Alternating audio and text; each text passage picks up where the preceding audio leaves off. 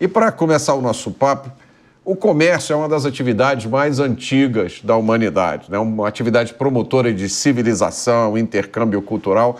Como é que está a atividade comercial no Brasil? A atividade comercial está, de uma certa forma, crescendo, né, Mota? A gente vê números expressivos aí em termos de economia, a gente está bem calçado pela balança comercial, que tem tido movimentos de superávites durante os últimos anos aí, que nos favorecem demais. A gente tem tido um problema grande aí do endividamento das famílias, né? E esse endividamento tem prejudicado um pouquinho as trocas, né? O comércio em si, mas basicamente a gente tem visto com um movimento econômico forte, um crescimento aí na atividade comercial. Perfeito. Eduardo. Obrigado, Montra. Sim, a gente teve um ano de 2024 muito bom, né? Na média, eu costumo dizer. O indicador que mostra isso, que é a PMC, né, do IBGE, que saiu aí até algumas semanas atrás, mostra um crescimento do varejo, que é a ponta do comércio, né, que agrega um pouco o atacado por trás, de 4,7% real. Quer dizer, se a gente somar isso à inflação, mostra de fato um ano muito bom. Foi o maior crescimento nos últimos 12, isso motivado um pouco por uma renda do brasileiro em 2024, que foi satisfatória. Claro que a gente teve fatores importantes, como a taxa de juros, que tirou um pouco do poder do brasileiro de comprar principalmente produtos que demandem crédito, que virou um detrator. Mas, de uma maneira geral, a média do comércio em 24 foi importante, que explica um pouco o tema central da nossa conversa hoje, que é a inflação, motivado um pouco por essa demanda que virou o ano um pouco turbinada, vamos dizer assim. Mas, de uma maneira geral, o comércio, o varejo, na média foi bem. Tem um outro fenômeno que a gente pode depois avançar, que a gente tem hoje um desvio padrão na performance que é alto. O que isso quer dizer na prática para a audiência que nos acompanha aqui? A gente tem hoje empresas que vão muito bem, empresas que vão muito mal. Historicamente, quando a gente falava 20 anos atrás, como é que o comércio está indo? Estava indo bem, todos vão bem. Estava indo mal, todos vão mal, né? Hoje no mundo esse fenômeno é um pouco diferente, né? Hoje, por conta da digitalização, da transformação, hoje é comum a gente ver empresas indo mal e empresas indo bem, né? O que eu estou chamando desse desvio padrão maior na economia como um todo e no comércio como um todo. E qual é a causa disso? O processo de transformação da economia como um todo. O jeito de se fazer negócio muda muito e não são todas as empresas que acompanham essa transformação. Então, hoje a gente tem uma digitalização muito grande dos negócios, um jeito de atender o consumidor muito diferente. Desde a pandemia, né, que completa aí 5 anos, o jeito de se vender, que é o que o comércio faz, é muito diferente, né? Eu, você, Leonardo, a gente compra hoje de um jeito distinto do que a gente comprava lá em 2019. É um jeito mais digital, é um jeito que tem mais influência de aplicativos, de redes sociais, de uma série de coisas. Nem todas as empresas se adaptaram a isso. Então, muitas foram ficando para trás, outras emergiram. Então, esse processo transformou, não só, estou falando de comércio, mas isso aconteceu com os bancos, isso aconteceu com o setor de turismo, isso aconteceu com todos os setores. Então, isso no comércio é importante. A fotografia do comércio brasileiro, hoje, ela é diferente da fotografia de 5 anos atrás, de 10 anos atrás. Isso é uma coisa que nós, como consumidores, notamos, né? Há lugares em que nós somos melhor atendidos, há lugares onde o atendimento é ruim. Eu morei um tempo nos Estados Unidos e quando eu me mudei para lá, uma das coisas que me chamou a atenção é que eu entrava nas lojas e o vendedor vinha sorridente, bom dia, como vai você, o que eu posso ser útil? Essa era a minha experiência lá. E eu me lembro quando eu voltei para o Brasil, uma das primeiras vezes que eu fui numa loja, eu entrei, a balconista estava lixando as unhas. Ela não levantou nem o olhar para ver quem estava ali, ela continuou lixando as unhas esperando que eu falasse alguma coisa. Então, essa diferença de atendimento tem impacto? Sim, sim. Essa é uma diferença cultural em primeiro lugar, né? O Brasil tem um déficit cultural, déficit de produtividade em relação aos Estados Unidos e que, né, tem crescido muito ao longo desse tempo, essa diferença entre um e outro, e cabe a nós aí estarmos agindo em termos assim de capacitação. A gente vê diversas entidades aí que estão dispostas a esses programas de capacitação. A gente tem se adentrado nesse tema também, principalmente nas nossas entidades. A ABAD, que é a Associação Brasileira dos Atacadistas e Distribuidores, tem passado por um processo de transformação digital e trazido à luz aos associados com relação a este tema, né? O atacado, ele tem 3 pontos de contato aí com o cliente, que é o pequeno e médio varejo alimentar, a conveniência, né? É justamente o momento do cadastro e o crédito. Depois, o segundo momento é o momento da venda efetiva e o terceiro momento é o momento da entrega, né? Em termos desses 3 pontos de contato, a gente já supriu 2 aí, que primeiro o primeiro ponto, que é o cadastro e o crédito aí, a gente já se modernizou demais, de uma forma muito exponencial, né? A gente hoje tem tecnologia aí semelhante aos dos bancos mesmo. Hoje eu consigo rodar um cadastro aí nas empresas, em média, no setor, em dias, coisa que a gente demoraria meses aí para estabelecer um ritmo de análise de crédito, né? A área de vendas também é uma área que tem se modernizado. A gente pega hoje as ferramentas que a gente tem de vendas, né? As vendas intuitivas, as vendas responsivas, aí a gente tem exercido de uma forma assim a trazer um conhecimento por parte do nosso cliente, o varejo alimentar, a loja de bairro, né?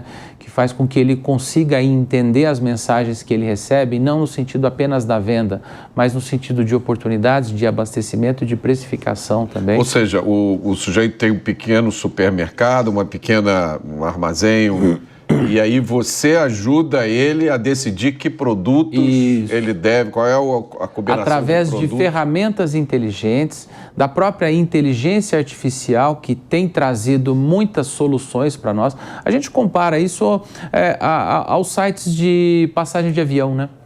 Antigamente, que você comprava a passagem na agência de turismo, né? Era uma coisa extremamente mecânica, né? Hoje em dia, até o movimento de oscilação e de precificação das passagens de avião ocorre de acordo com inteligência artificial, né? E esse sistema está se popularizando cada vez mais e hoje em dia a gente já tem condição de, nos nossos mercados, estar podendo oferecer esse tipo de inteligência para o nosso cliente, o nosso parceiro varejista, que faz com que ele entenda um pouco também de tendências, de categorias, de lançamentos da indústria, né? Hoje o varejista tem no atacado distribuidor uma parceria muito grande na questão do entendimento do que é para ser trazido para ele ofertar no momento de consumo do cidadão que vai na loja dele. A loja dele é uma loja de conveniência, né?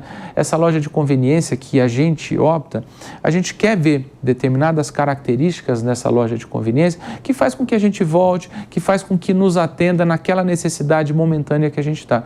E essa é a oferta que a gente tem procurado fazer aí para o nosso cliente. Perfeito.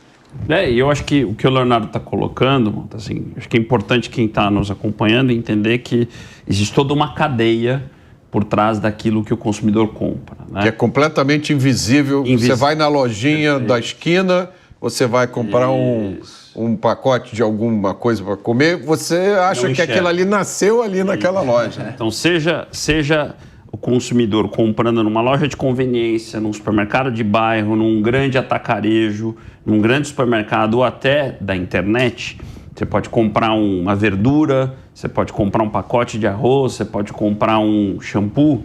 Existe uma cadeia por trás daquilo, que começa, né, o que a gente enxerga é a loja, mas por trás da loja tem muitas vezes um atacado distribuidor que levou aquilo até a loja, depois tem uma indústria.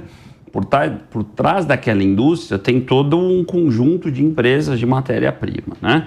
O que o Leonardo está trazendo que é importante, a tecnologia, a inteligência artificial, a digitalização está tornando toda essa cadeia mais inteligente, mais eficiente, né?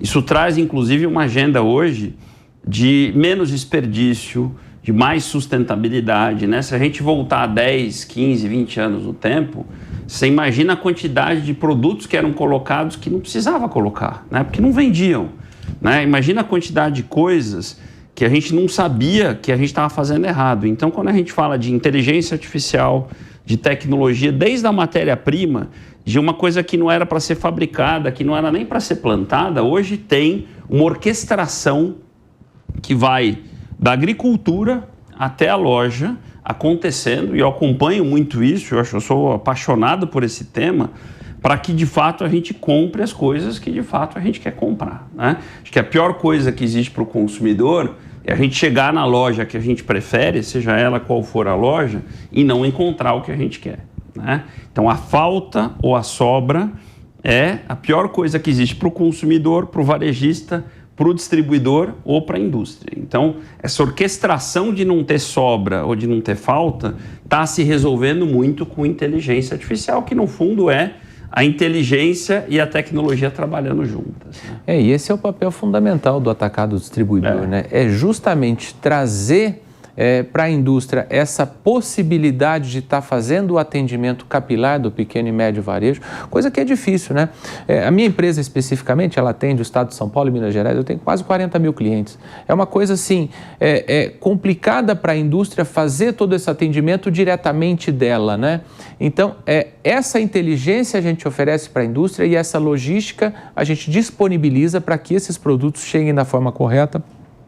E basicamente ela faça as experiências delas de lançamentos de produtos e categoria. E no fim diminua as perdas, né? Hoje a gente está vendo diversos movimentos, porque ainda tem oportunidades para serem tratadas no varejo alimentar, sabe? Como grandes possibilidades de evicção de perda, né? A gente vê alguns temas, alguns ainda polêmicos, por exemplo, né? A Abras recentemente, num fórum da cadeia alimentar, adotou a ideia do Best Before, né? Que é justamente adotado por vários países lá fora, onde você, tirando determinados produtos que são preocupantes, como carne, como produtos que são altamente perecíveis e não podem entrar nesse rol de possibilidade, laticínios, carne, mas alguns produtos, por exemplo, que existe uma diminuição de crocância, mas que não estão estragados, né? Você tem a sugestão de consumo até aquela data. Depois daquela data, o produto não estragou. Mas ele pode ser consumido sim, ele pode ser inclusive adquirido e em muitas dessas ocasiões podem gerar ofertas, oportunidades e até diminuição de preço aí para consumidores, né? Seria até uma oportunidade aí de contenção da inflação, de uma forma mínima, de uma forma menor, mas possibilidade real. Leonardo, é interessante isso que você falou, porque muita gente tem a percepção de distribuidor e como se fosse uma espécie de atravessador, né? De intermediário que não adiciona valor nenhum, que só faz com que o preço aumente. Ele tem uma função essencial aí no canal alimentar, principalmente, em outros canais também, tá? Eu arrisco dizer no canal Farma, no canal de bazar, tem diversos outros ecossistemas, material de construção também, mas ele tem dois papéis aí fundamentais. Em primeiro lugar, ele é um cliente fiel e assíduo da indústria, né? Paga bonitinho, paga em dia, então isso é valorizado também numa relação comercial, né?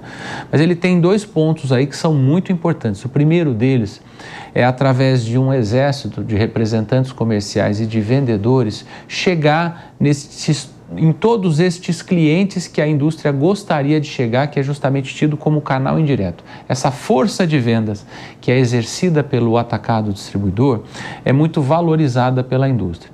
E, em segundo lugar, essa questão logística também, tanto do armazenamento quanto do transporte capilar, né? A gente faz também com que a mercadoria chegue no seu devido tempo e faça a sua devida oferta neste canal que para o fornecedor é muito importante. Hoje os momentos de consumo no canal alimentar são dois. Primeiro é o abastecimento, que em períodos e épocas de inflação faz com que nós pensemos em uma forma mais inteligente de comprar se abastecendo, né? Isso teve principalmente antes do Plano Real, né? Onde a inflação era galopante e durante o intramês, né?